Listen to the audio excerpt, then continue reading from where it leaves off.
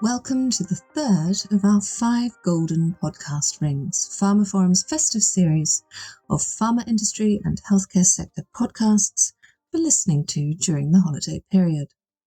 Providing pause for consideration here is a conversation with Mark Andrews, Investment Director of Life Sciences Funds at British Patient Capital. Exploring the differences between UK and US life sciences investment, from startups to later stage companies, we discuss BCP's work in the space as well as the topic generally. It's certainly something of auditory worth as we move into 2024, providing insights, learnings, and also considerations for the year ahead. At the very least, I hope the conversation provides informative pause in amongst the seasonal celebrations. As ever, thank you for listening. This is web editor Nicole Raleigh, and today I have with me Mark Andrews, Investment Director of Life Sciences Funds at British Patient Capital. Our conversation will be focused on investment in life sciences, a vitally hot topic at the moment, so it should make for an interesting discussion. Welcome, Mark. Thank you. Good afternoon. Afternoon. Now, British Patient Capital, it's one of the UK's largest domestic investors into UK venture and venture growth.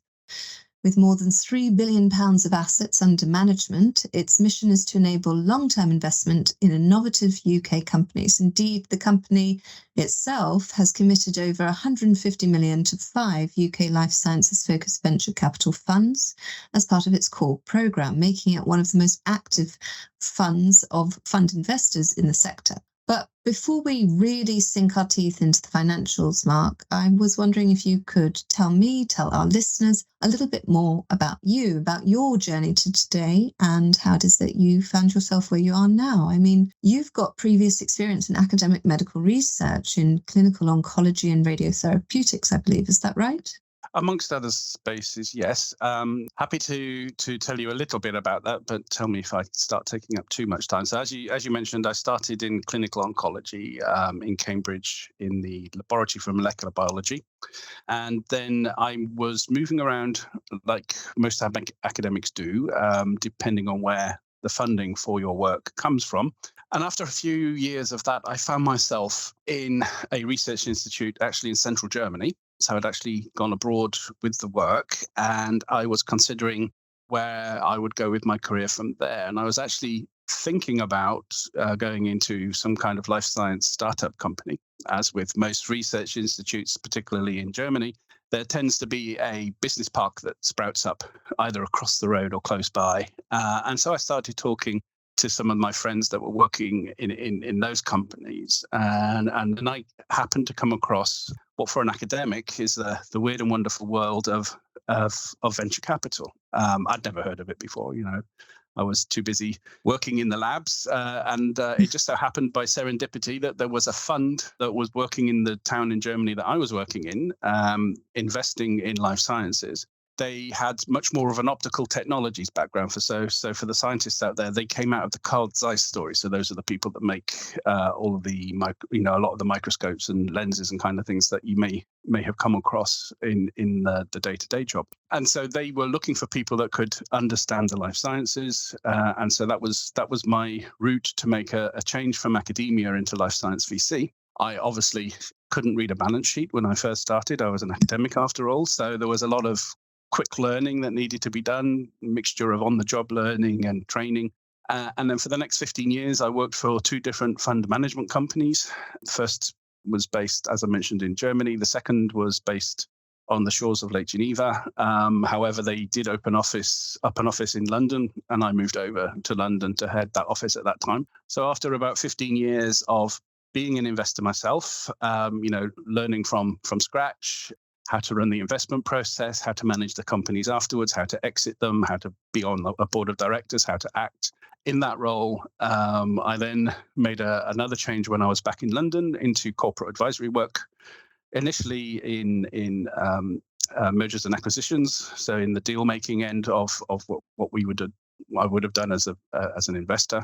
And then I moved to a more boutique life science corporate advisory, where not only M&A was the focus of what I was doing, but also things like licensing deals, strategy, and particularly trying to help younger life science companies raise money. So that was the kind of a red line that went through what I was doing after I left academia. And then the opportunity opened up for me to potentially come and join BPC. And that's what I did almost 2 years ago now. And here we are today. Gosh, Yeah. yes, a definite learning of the ropes and the deeper details process. So if we take all that into consideration, bring it back to the UK Life Sciences and BPC, British Patient Capital's UK Life Sciences Investment Programme, or LSIP, was set up to address the later stage equity finance gap faced by high potential UK life sciences companies. And through LSIP, BPC makes cornerstone commitments to later stage life sciences venture growth funds with a strong UK focus, typically investing between 50 million and 100 million in each successful fund. So I was just wondering if you could tell us a bit more about that, and then we're going to sort of compare and contrast with the US setting. So there's a lot more to what we do for life sciences companies here at BPC, other than LSIP, as we call it. That's the growth end of what we do. We do have the core program as well, which has a soft commitment within it to do a certain number of or a certain amount of life science fund manager deals.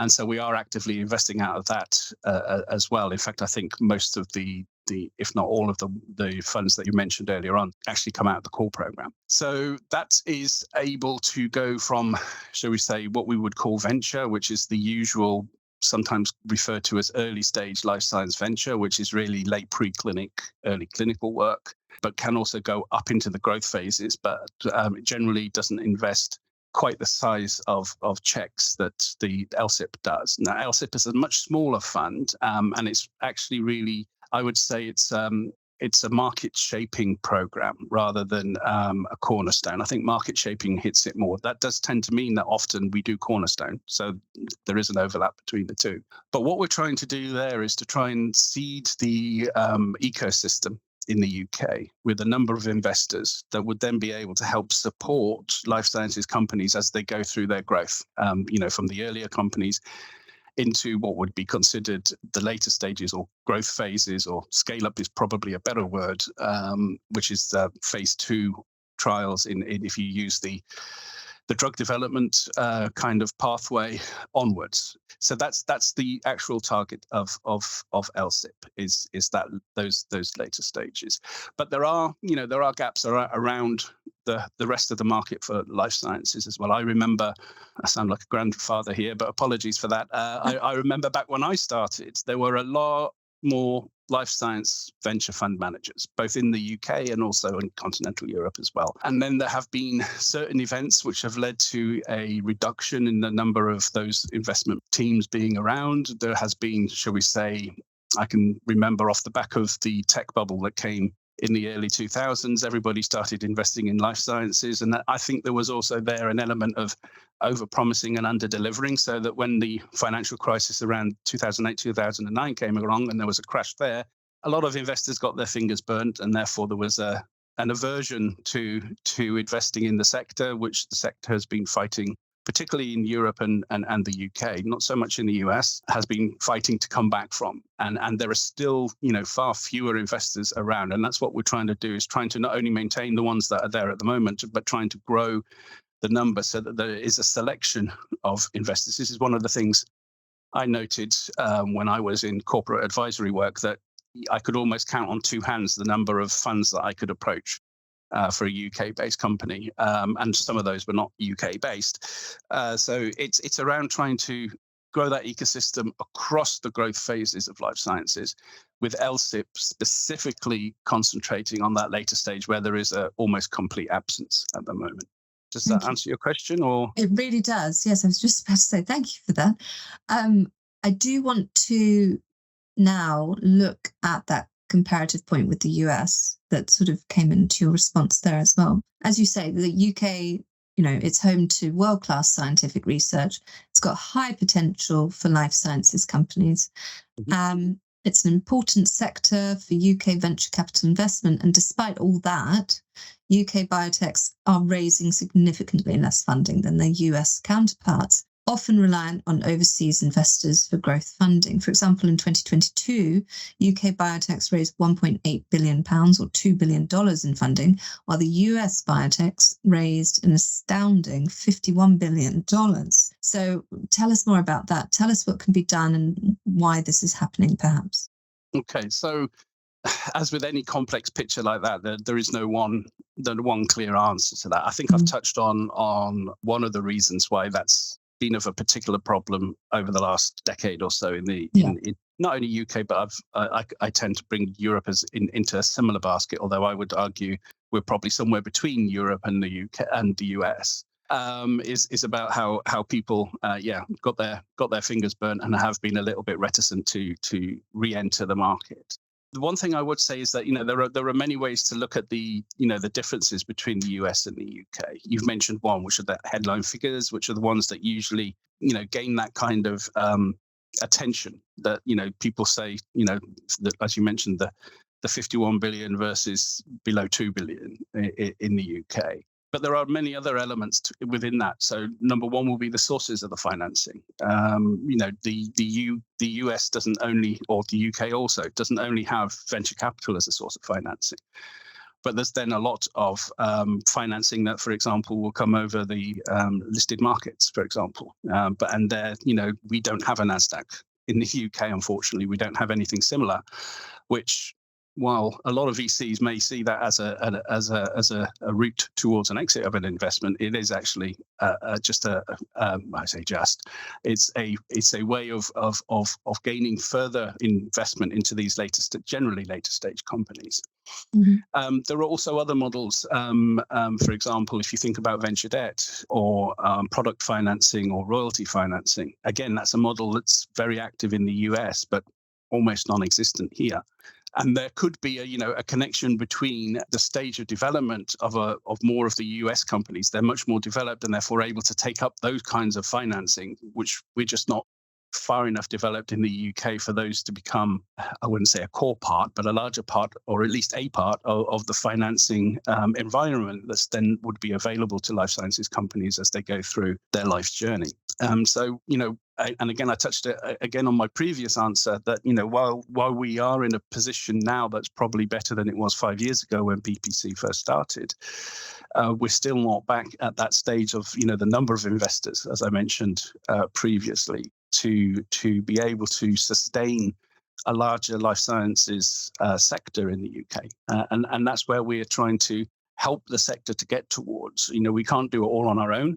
We have our funds program to try and increase the number of available managers out there so that there are enough doors for the life sciences companies to knock on when they're looking to raise their next financing round. And then, of course, we do have our own direct program where we can help to round out particularly those later stage fundraisings so that they do happen at an amount that is actually sensible for the company and allows the company to reach the next genuine milestone, rather than the company just raising around at a certain size because that's what they could raise and then finding it doesn't quite get them to the next step.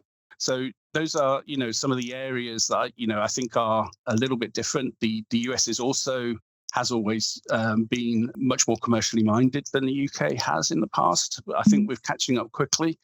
But I think those are some of the elements that are probably part of the mix of the reasons why there is a funding gap, depending on how you want to necessarily define that gap.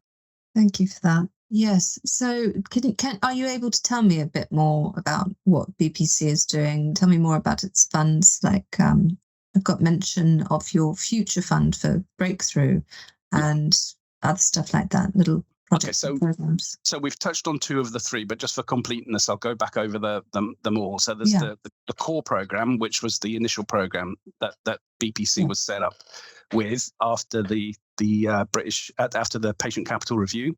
BPC was set up with that core program to invest across different technology areas. And as I mentioned, there is a commitment to invest a certain amount within the life sciences within that core program. The second layer that then came after was LSIP, as we've just touched on, which was an expansion into the more growth or scale-up end of the ecosystem, where we see an almost absence within the UK of those kind of scale-up funds or crossover funds or whatever we want to call them. And so that program is, as I mentioned, is more of a market-shaping program to try and kickstart a presence of those kind of funds within the UK, and then again, hopefully a number of them, so that there isn't just one that people can go and say, I've got a growth stage company, can you invest in it? Because they will only be doing 2 or 3 a year, and that there's much more need for that in the UK market. Then we've got Future Fund Breakthrough. Now that is a direct investment program. Again, it's targeted at the growth stages of UK companies. It again has different technology areas that it invests in, although I think about half of it is actually life sciences, and that life sciences team has been extremely active over the past few years, and has been investing a lot of money into these later, larger rounds that life sciences companies in the UK are raising. So they have a criteria whereby the round has to be over 30 million. There are lots of other criteria which are available on the website to see what is needed. And again, that's to, like I say, it's not to take away, I wouldn't say responsibility, not to take away the onus of the private markets to start raising those rounds, but it's to come along in a as I mentioned, in a state where if the company is looking to raise 30, 35, 40 million, which in the UK is seen as a large round, in the US is seen as middling, if that, and it's to make sure, as I mentioned, that company can raise a sufficient amount of capital to develop their products, their platform, their programs, whatever they have internally, to a point where they then increase in value, so that they can either look to have some deals with other companies, or as a springboard onto even bigger and better things, and depending on what the company is and what their potential direction is. And so it's to make sure that comes to fruition in the right way for the company. And that's BPC's role in that is basically to make sure that those rounds happen of a sufficient size to support the life company. So you can think of those two. So we've got the core programs and LSIP, the funds programs on one side, which is acting at the level of the fund managers, which then obviously trickles down through those fund managers into the life sciences companies with their investments into the UK in those companies. And then at that same level, we can act alongside those companies with Future Fund Breakthrough in the growth phase. So I would see Future Fund Breakthrough, as comparative to the LSIP program in that growth phase. They're both targeting that phase. And one thing I did forget to mention is that the core program also has a co-investment program, whereby we can co-invest alongside fund managers that we have invested into their funds with as well. So we do have a level of ability to join rounds in earlier stages of the life sciences companies as well. Okay, so those investments that are being made, if we turn to sort of trends in the UK life sciences of late, what are the bright spots in innovation right now? That's a very difficult question to answer, because if you ask me in a week's time, it might be very different. So I think there are some overlying trends that have been around for a while. Obviously, the one everybody mentions at the moment is AI, but AI has been around for at least a decade that I can remember, and is one of those areas that has always struggled to deliver the promise. And I'm sure someday it's going to get there, but it's one of those areas that people get very excited about, and then it kind of fades away and then comes back again. But I think one of the main things that has always been there, I would say, as an overlying trend over the last 10 years or so, is the ever marching move towards personalized medicine.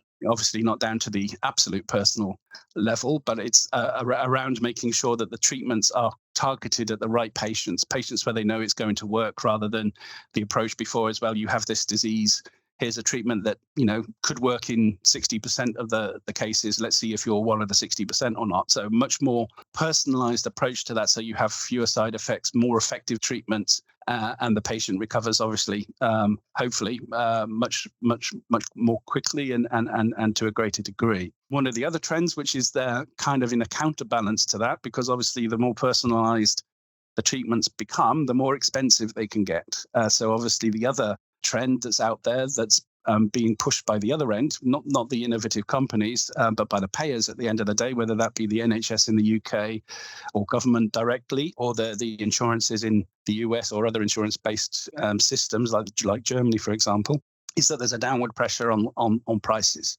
So those are probably trends that have been around for a while and probably not going to change in the near future. Then there are other technological areas which are also, sometimes are grabbing all the headlines and then go quiet for a while and then come back and grab the headlines again. So there's cell and gene therapy, for example.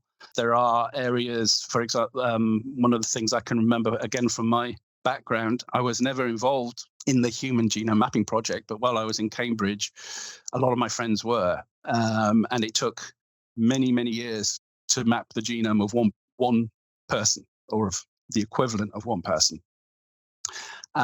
These days, we can do that within a day. Mm-hmm. So what we're finding is that there's an overabundance of data.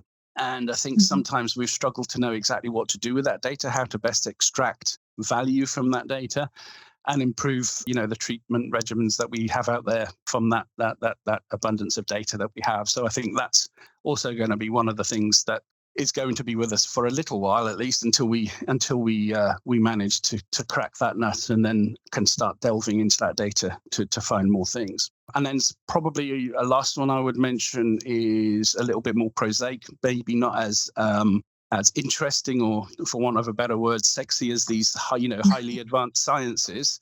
But one of the things we learned from COVID was that we overstretched our supply lines, for want of a better phrase. And so there's been a lot of re-onshoring of drug production, of CMC, of CROs and all of these kind of areas. Obviously started maybe for the wrong reasons before COVID, but definitely after COVID, people have really studied their supply chains to make sure that there's one redundancy and not so much distance within them. And so that has seen a reverse of a move of all of the kind of what's considered, low margin kind of work to India or China, for example, and to having it coming back towards at least Europe, if not into the UK as well. So that's another trend which has seen an increase in at least a small one, those kind of services that are necessary to get the products once they are out in the market into the patient's arms. Okay, so if we focus on those, historically, in your time in your career now, has there been one particular trend that's really got you excited during that time that now is sort of commonplace and mainstay? I put you on the spot. I'm sorry. You have put me on the spot. I wasn't ready for that question. It's a difficult one to answer as well, because I am a scientist at heart still, even after not being in science for over 20 years. Well, I would argue I still have been, just a little bit, but a bit more by proxy rather than actually in the lab with a white lab coat on. And in fact, I would argue I've probably seen more since I left the lab than I would have done if I'd ever stayed in it, because I have a much more high-level view of everything that's going on. Has there been something? I mean, a lot of the developments that I've seen are still may have been around what's considered a long time in the life of a person, but not necessarily a long time in the life of medicine. Let's put it that way. So things do take time to establish themselves. But if I go right back to, is there something that wasn't around when I was a young scientist or at university that, all of the monoclonal antibody treatments that we have at the moment, they just weren't around when I was growing up. And now I really do sound like a grandfather. Yes. But they're very commonplace these days. And in fact, in some places they're a little bit looked down upon because they're so commonplace. But they were able to establish a lot of treatments for diseases that we struggle to treat, and we still struggle to treat some of them now, and we need to improve and keep moving forward. But that's a technology that has become much more established than it was when I was starting out. Okay, so if we take monoclonal antibody treatments, if we take the need to organize and understand this abundance of data that we've got and think about the future, what is coming in the next 10 or 20 years, in your opinion, right now, when it comes to what will be the hot thing to invest in because it has the most potential? I tend not to look at the market in that style. Okay. And I think there's too much of a scientist in me because I have no idea what's going to be around in 15 years is the honest answer. And if anybody We tells like me that, honesty. Honesty yeah, is good.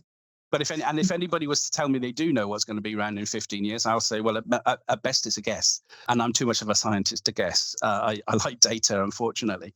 But what I would say on that one is, where you need to look at what kind of investments are going to be investments that have the highest chances of making it to a good product, so that I mean, at the one side, everybody who's in a company thinks about profitability and those kind of things. But at the end of the day, I went into life sciences because I'm more interested in the altruistic side to a degree that, I like the idea that what I'm doing as a job has some benefit for the planet and will still have a benefit once I'm not here anymore. It's not purely altruistic because we are all getting older, and at some stage in life we will probably all need some of these treatments. So there is a slightly selfish angle in there as well, but it's more about the impact of what we do in this sector that attracted me straight away from school through university, and I've never been in anything else to be in here. So where I would tend to think is not to think about the technology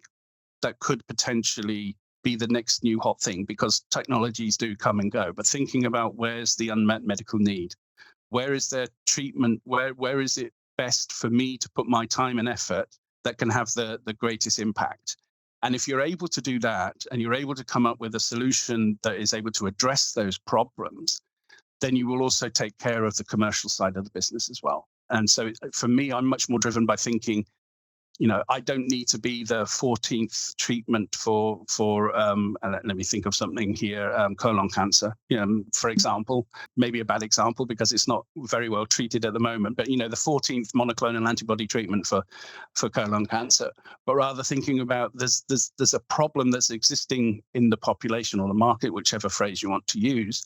And I've got a way of addressing that problem and then developing that solution forwards into a product which can then be something that can treat those patients. And I think that's much more, for me at least, the best way to try and figure out which would be the right kind of treatment. So, for example, everybody got excited by cell and gene therapy when it first came out, like CAR T and technologies like that. Rightly so. It's very interesting technology and can probably do a lot, but it's going to be a long time before that becomes a mainstream treatment for diseases and is able to have a real impact on what's out there. So it doesn't mean that it shouldn't be done, but there are. I would just come from the market need or the patient need side of the equation, rather than thinking which of the technologies are going to be the ones that crack those. Thank you, Mark. So addressing the unmet medical need, that's something to invest in. Thank you for your time today. It's been a pleasure. Thank you. And so that concludes another episode of the pharmaphorum podcast. You can find out more information about this episode, including a download link and information about previous installments of the series at pharmaphorum.com/podcasts. The pharmaphorum podcast is also available on iTunes, Spotify, Acast, Stitcher, and Podbean, where you can find and subscribe by searching for pharmaphorum. Of course, don't forget to visit our website itself, where you can sign up for daily news and analysis bulletins, and follow us on Twitter, or X nowadays, at pharmaphorum. That's all for now. Thank you for listening.